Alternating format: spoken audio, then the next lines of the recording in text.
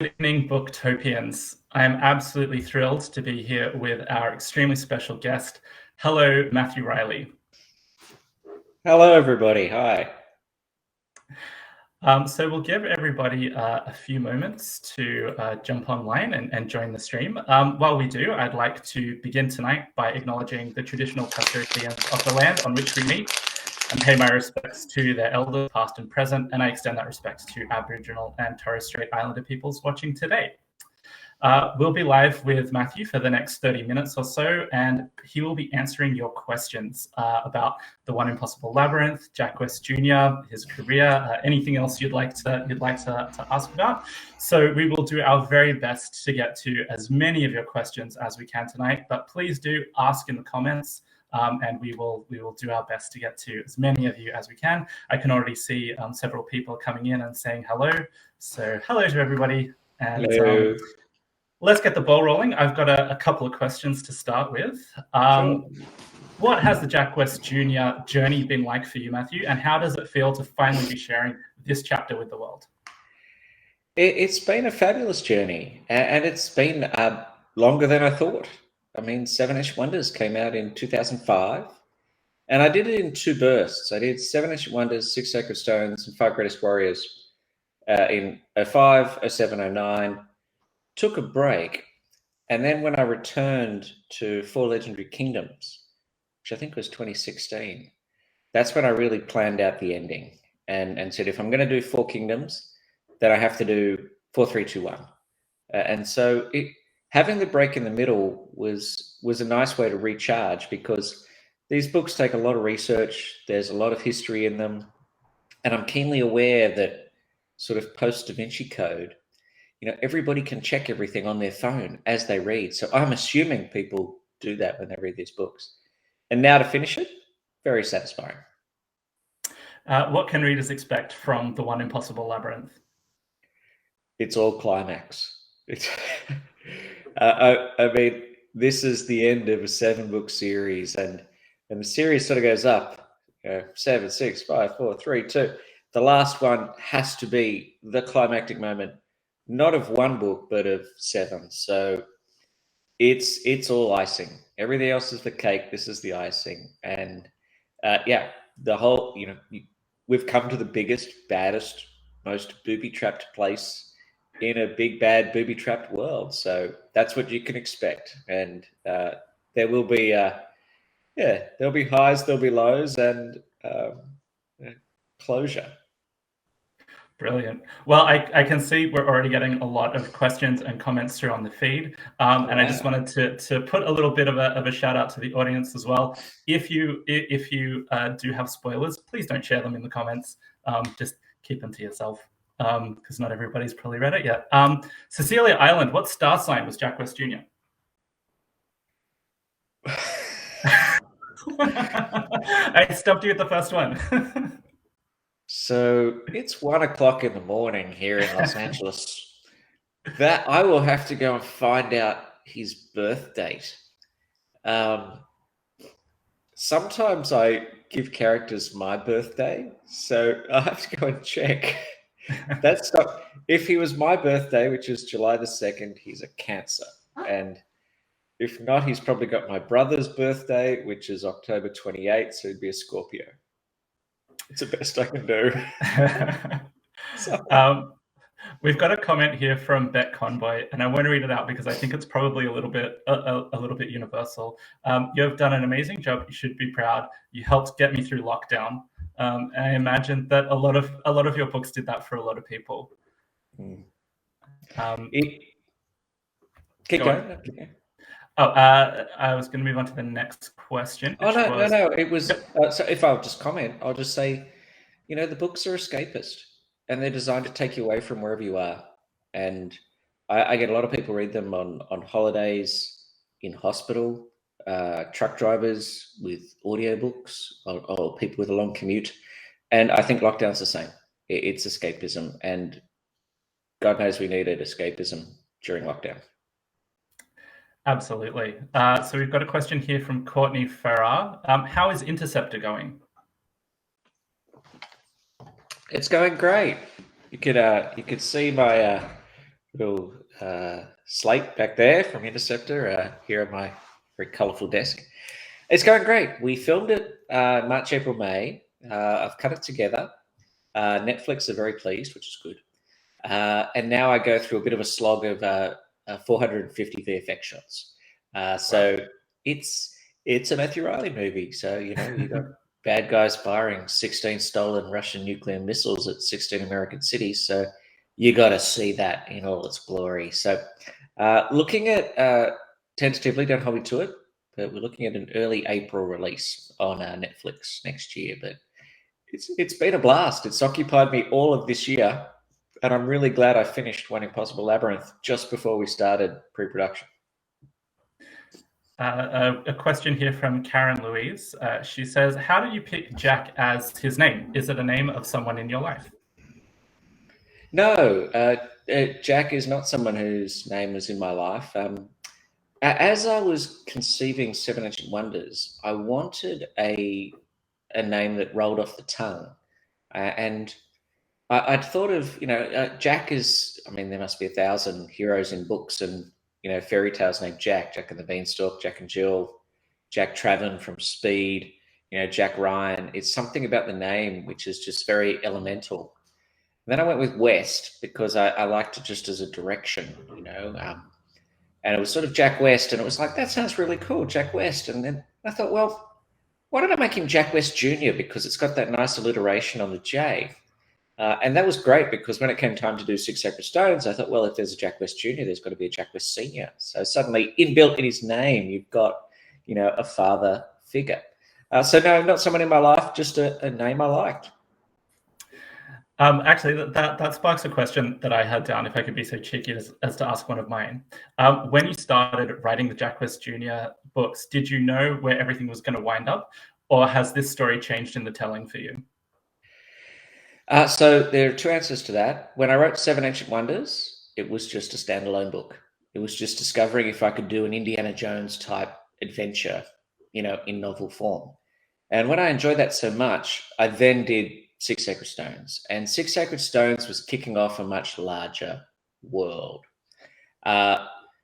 You'll notice in Six Stones, that was, and there've been many little things I've laid into Six Sacred Stones, which have been revealed in Three Secret Cities, Two Lost Mountains, and even now in One Impossible Labyrinth. So yes, Six Sacred Stones kicked it off. And the biggest telltale sign in that is the image that is seen engraved in a bas relief on one of the vertexes, which shows the 4 kings sitting in front of 5 warriors. So when I wrote Six Sacred Stones, I knew I had the 4 legendary kingdoms. I knew I had 5 greatest warriors. And the idea of this, you know, secret royal cabal that rules the world from the shadows was planned out. And I had a general idea that it was all going to finish in a labyrinth as well. So yeah, not from Seven Wonders, but from Six Stones, yes. Excellent. So we've got a question here from Justin Newland, and I believe that several people have been asking this, and I'm sure you get this one a lot. Hello, will there be more Scarecrow? Yes, there will. I had to finish the Jack West series because readers needed closure. I needed closure. So yes, I will return to Scarecrow. I don't think it'll be the next book, but it'd probably be the one after that. I've got some of the questions running up the side here. I saw there was one there from Che Baker saying, you know, how was it having a great assistant on Interceptor? That's because Che was my assistant on Interceptor. You know, are you going to answer the question? He was the best in the history of assistants. He was the best assistant ever. We've got a question from Chris Seam who asks, what would be your favorite location out of all of the books? Oh, so in all honesty, the Great Pyramid. I have been inside the Great Pyramid. It is weird. It is. There is nothing that explains how precise the inside of the Great Pyramid is. But the second part of that is Easter Island.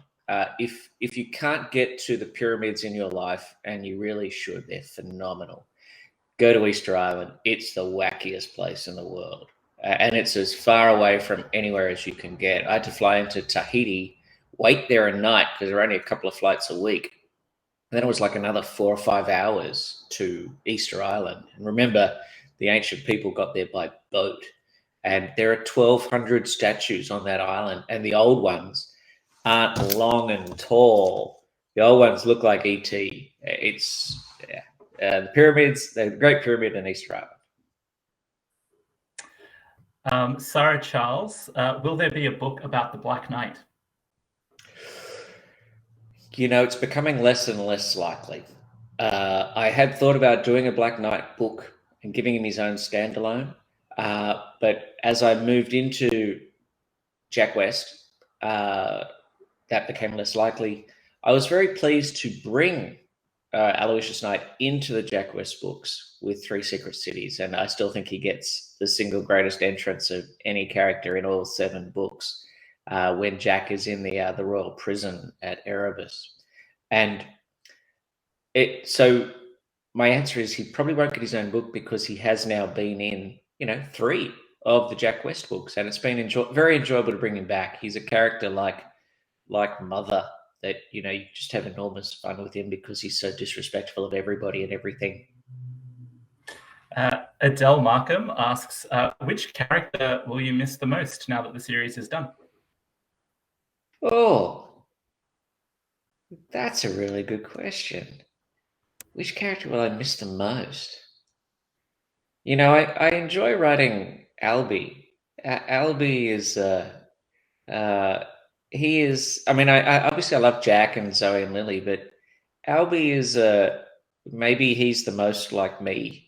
That he's just sort of his pursuit of knowledge, and he's not the most athletic, but he's just brilliant. And he joins the team on this adventure, and I feel like someone who was with the team on this adventure. And I still remember which one was it? It was 5 Warriors, I think, where poor Albie's mother gets taken by carnivore and put in the formaldehyde tanks. Let's not forget the Matthew Reilly formaldehyde tanks, everybody. And so, yeah, I think I would miss writing Albie. And there was a scene in Two Lost Mountains where Albie goes to the spaceport. And I have to be very careful. And if anybody comes, I'm going to do a discussion session with my fan book discussion page on Facebook in a few weeks, which will be total spoilers. So it'll be a big warning. It'll be spoilers, but I can mention things in Two Lost Mountains. When Albie was at the spaceport, there was supposed to be an escape that he had. And I didn't use it in that. And I used it in One Impossible Labyrinth because it was such a good escape. And I won't tell you what it is, but maybe on that discussion, that spoiler night, I will reveal which one that was. So yeah, Albie, he's a lot of fun to write. And he's got an Albert Einstein poster on his wall too. We've got a question here from Georgia Lewis. I'm about to get my first novel published. Congratulations, Georgia. Any tips or advice for a new author? Yes. First of all, congratulations. Well done. And go on every radio show or every newspaper interview you can do. Just say yes. I've always said yes. And to this day, I still do, Radio Launceston and, newspaper pieces for local newspapers. If you don't, then your book is at the mercy of browsers. And it's been a very tough time for first-time authors in the last year and a half because they can't browse, except maybe on Booktopia. It's really hard to find that first-time author. So if you get a chance to go on your local ABC radio program, go on it. You'd be amazed. I went on early ABC radio programs when iStation came out, and people would go into bookstores and say, I heard this young man on the radio talking about a book set in Antarctica. And a good bookseller will go, oh, that's iStation by Matthew Reilly. So, and be yourself. Look at me here, surrounded by my toys and my Die Hard building and my Millennium Falcon and Jango Fett. Be yourself. People do want to know. Writing a book is a rare and difficult hard thing to do, and people want to know what makes you tick. And so, yeah, say yes to everything and be yourself. Like me, like me drinking Coca-Cola at 1 a.m. here in LA. And thank you so much for staying up to chat with us tonight. We really appreciate it. I like this question from Matt Cook. Will you ever write your own spin on a Star Wars type full-blown space fantasy epic series? I've already done it. I wrote a screenplay, big full-blown space epic screenplay a few years ago, and I was really, really pleased with it.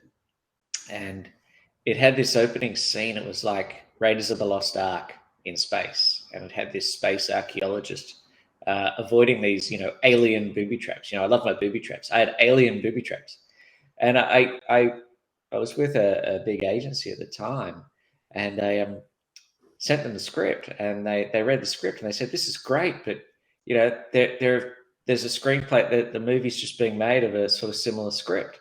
It was Guardians of the Galaxy, and if you look at Guardians of the Galaxy, it's Raiders of the Lost Ark meets Star Wars. The opening of Peter Quill is basically the opening of Raiders of the Lost Ark, which you can see behind me. I've got, the idol up here, and I've got Indiana Jones under his truck, riding next to the truck over there. So I love Raiders. So I did do that. It can be retrofitted, and who knows if Interceptor sort of allows me to make more movies and maybe bigger movies. I can pull that one out of one of these drawers behind me, and it never goes anywhere. You could turn it into Guardians of the Galaxy Volume 3. Is that what they're up to now? They'll be filming that now. Yeah. Chocolate. All right. While you're having your chocolate, I will just remind people that they can order the One Impossible Labyrinth right now at booktopia.com.au, along with all of Matthew Reilly's other books. So get ordering if you haven't already got yourself a copy. Darcy Tadball asks, can we expect any spin-off stories, perhaps short stories from the Jack West Jr. universe, for those of us who do not want this journey to end? Possibly. If I feel inspired, yes. And that's what drove Jack West Jr. and the Chinese Splashdown. Just doing a short because I felt inspired. So never say never, but unlikely. And then this one, Karen Louise, a few people have asked a similar question. So how did you feel when you wrote the last one? Sad? Were you emotional? Were you happy? Were you relieved? Sorry, I just missed a bit there. How did I feel when I wrote the end? Yeah. Definitely emotional. Not relieved. It was emotional. Very satisfied. I saw a question there of what did I do? Kate and I went out for dinner at a place here in LA called Soho House, which is a really nice place to go and eat. And that's where we go to celebrate. And it was a celebration. It was the end of a long journey. I can't spoil anything in this discussion because people might be sitting there with their new copy in their hand. But the last quarter of this book pretty much wrote itself because I had planned it for so long. I knew the characters so well, and I felt like I was giving all the characters what they deserved. And so, writing the end was like tying a bow on it. Very satisfying. We've also had this question a few times around the potential for an Ice Station screenplay or movie. It's so the rights to Ice Station are back with me. I sold them once to Paramount, and they never made the film, so the rights reverted to me. I had optioned Scarecrow at one point, and that was never made, so the rights came back to me. So we're in a good position because, again, the thing about Hollywood is they want to see your track record, and the hardest thing in the world is getting that first movie made. And doing Interceptor, which is just a bonkers, crazy Matthew Reilly action movie, which pretty much starts from, the first shot has blood in it. That's how Matthew Reilly Interceptor is. And so as a proof of concept that I can make a, big, fast action movie, that leads to the idea that Ice Station could be done. And Ice Station is on my radar as something that if I get up a bit of reputation because of Interceptor, I would do Ice Station myself. I'd write the script from scratch. And I think, as I think about it, because I have been thinking about it, I would have to just modernize Ice Station a bit. I mean, this book still stands to this day and it still sells, tens of thousands of copies every year, just itself. I think it still needs to be, I need to update it just to make sure, because it was 1998. It's 23 years old, Ice Station. Wow. Oh. This is an interesting question from Ashley Hall. I was wondering if all of your stories and characters share the same world, since Scarecrow and Huntsman tie into each other, and it's hinted so is Contest, without Great Zoo of China and Hovercar Racer, for example, tie in as well. Is there a Matthew Reilly MCU? Oh, hell yeah. Oh, yeah. There are little hints that you could definitely say that William Race is in the same universe because the events of Temple get mentioned in Area 7. There's definitely a suggestion that Contest is also connected. I have to be very careful with that. Which one? Hovercar Racer is obviously set in the future, so sure, it's part of the same world. Why not? There's no way of sort of knowing that. Secret Runners of New York, not being mentioned, but definitely Temple and William Race, Scarecrow, Huntsman, and Contest are definitely in the same universe, and that has been mentioned in the books. What was I going to say? Oh yeah, it was. I actually really seriously thought about putting William Race into. It was probably going to be in Two Lost Mountains. That Jack West was going to consult with a linguist, an ancient language expert, and William Race would be brought in. But I ended up not going down that path. But I did think about it. Here's a good question from Sarah Anton. Do you create your own models or designs for the traps and systems that are in each of the books? I do. I design all of them and I draw them all. Increasingly these days, I draw them. With One Impossible Labyrinth, there's a very huge scene at the very, very start. And it took me weeks to design that, and I drew it.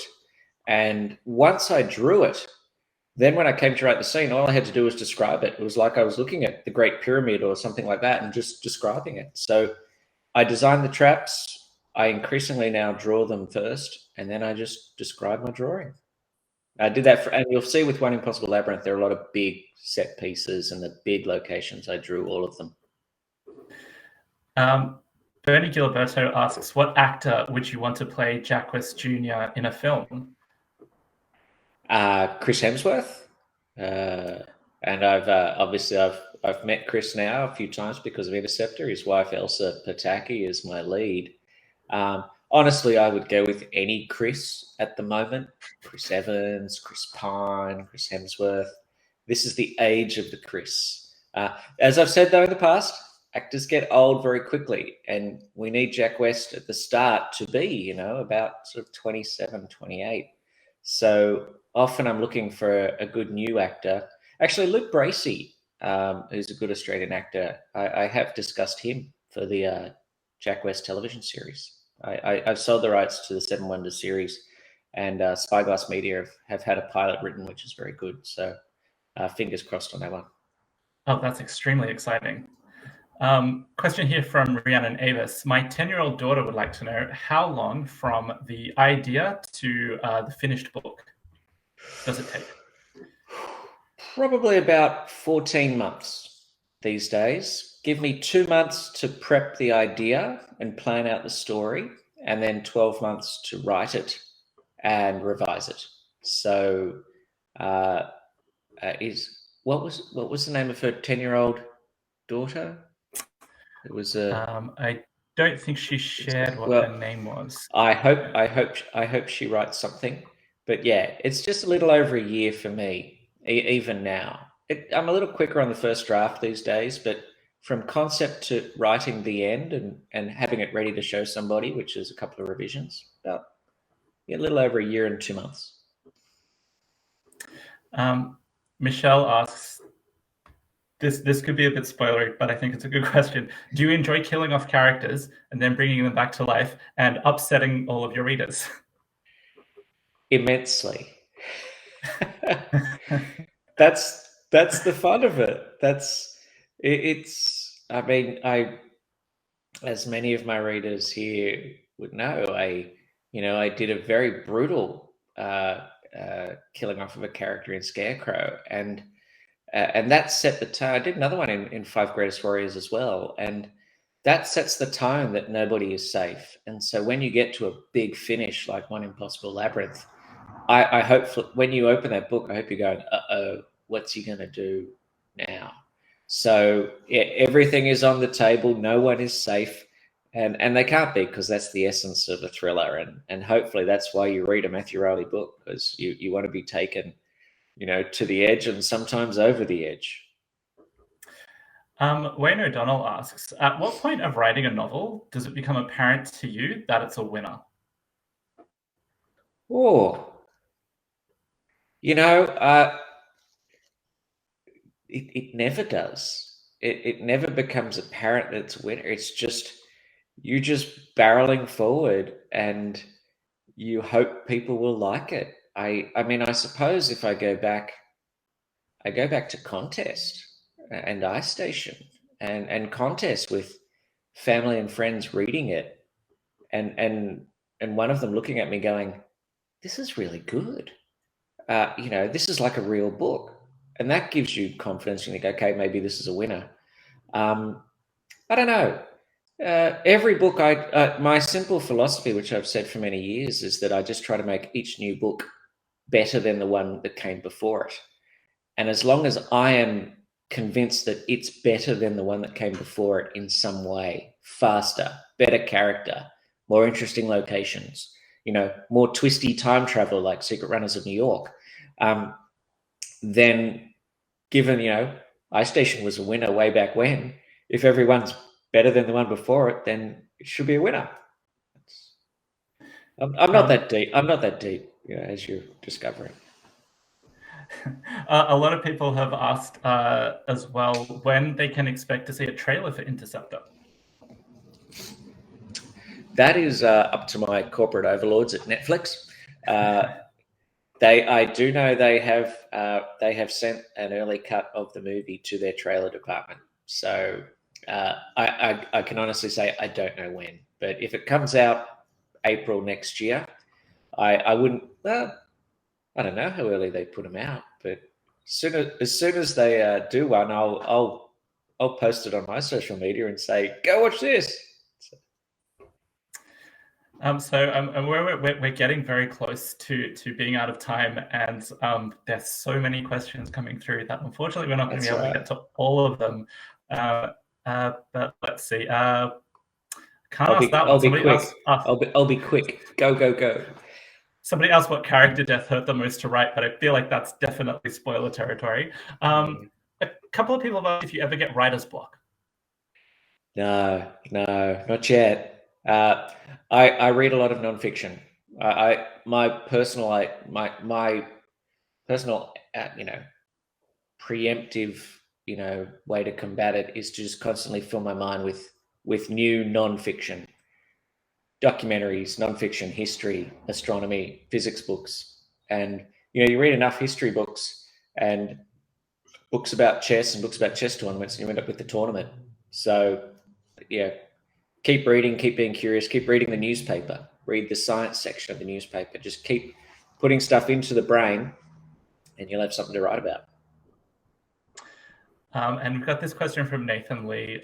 If you were to create a new Scarecrow book, would you have a crossover and have Jack West or other characters show up? And there was another question earlier, I can't remember who asked this, but they also asked, is there potential for a massive crossover book, like an Avengers of Matthew Reilly? Totally. Absolutely. I think when you create your own Matthew Reilly universe, why not bring them together? And I think Marvel just did that so very well, and you can see it actually in the Marvel movies. One of the Marvel movies, Captain Marvel, with Brie Larson, putting her with Nick Fury, in the 90s was so clever. And so, yeah, when you've got this sort of range of characters, why not bring them together? Absolutely. It's half the fun of it. And we'll go with this one as the last question. James Beck asked, do you ever have a music score in mind when writing scenes, or do you use certain music for inspiration? I actually listen to all kinds of music. It's funny, I'm not really a follower of bands. I'm a follower of songs. I have lots of different songs on my phone. If I did say bands, I do like the Killers. They're my favorite sort of band at the moment. It's funny, when I wrote Interceptor, I was thinking of a John Williams kind of score, because I always loved that sort of Star Wars Raiders sort of thing, big soaring orchestra. But as I filmed the movie and it became far grittier, the score evolved into something a bit more of what I would say the sort of more Hans Zimmer, modern Inception style score. So you can have the best laid plans, but once you film your movie, the movie tells you what music it requires. For books, when I'm writing, I actually tend to turn the music off. I tend to write just, with the noises of the world outside my office here. Well, look, we really appreciate you staying up. It's 1:30 in the morning over there, so we'll let you get to bed if you can sleep after all the Coke. Actually, don't worry. Chocolate and Coca-Cola get me through. Actually, I did see there is Kate Salem asked, will you return to Australia for more book signings when I can? Absolutely, which is actually probably a better way to finish. Book signings have been one of the great casualties of COVID. It's really hard to do a book signing when you have to socially distance. And yeah, Two Lost Mountains and One Impossible Labyrinth have both now come out, in COVID times. So when we can do, an event like this would normally be in a hall, with me sitting in front of a large room of people. So whenever we can do that again, we will. Somebody said, who's scoring Interceptor? Michael Lira, brilliant Australian composer. So, sorry, I have been seeing the questions going up and down. So if we didn't get to your question, my apologies.